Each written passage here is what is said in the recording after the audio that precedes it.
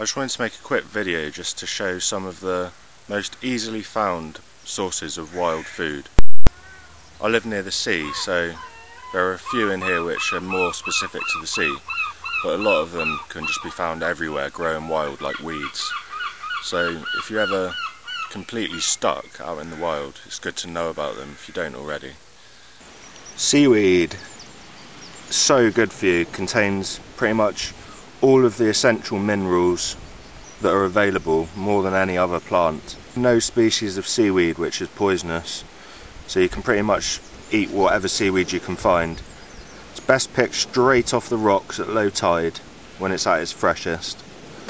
Limpets are a great source of food when you're down on the beach because they're so easy to find.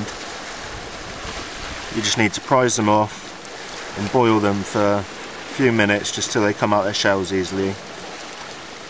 They're a bit chewy, but very good for you. Great source of protein. Just make sure there's no sewage outlets near to where you're picking them. They're best eaten in the winter months when there's a lot less sort of pollution in the water. Yeah, very good for you if you can't get out fishing. If you're ever stuck by the sea and you're sick of eating seaweed, then you could try sea beet or sea spinach. Got very waxy leaves, but it's absolutely gorgeous. Just boil it up on a slow simmer for about 15 minutes until it goes all soft, and it's gorgeous. It's better than real spinach, and it's got about twice as much vitamin C, and it just grows all over the place when you're down on the beach, like all around the cliff tops. It's just starting to flower at the moment, but it's still fine to eat. Get a close up of the leaves. Very distinct, you can't really go wrong. Very waxy leaves. Another good food to eat which just grows wild is Alexander's. You can see the flowers on here. It's a bit late for eating this really. You're supposed to eat it when it's just growing in abundance, when it's really growing vigorously. And what you do is you get the stems from down near the bottom,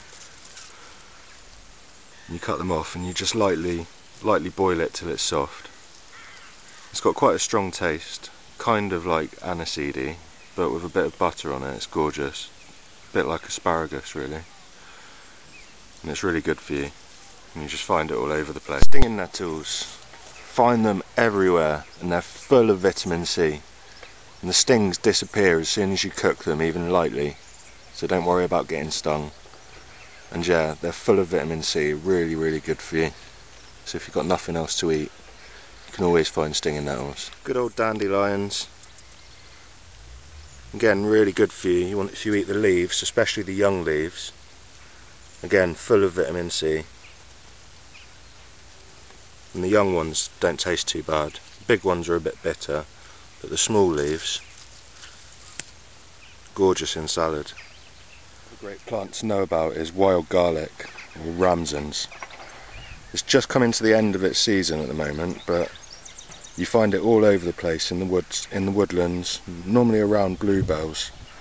And you can eat the flowers, the stems, and it tastes really garlicky. Great for adding a bit of flavour to anything you're cooking.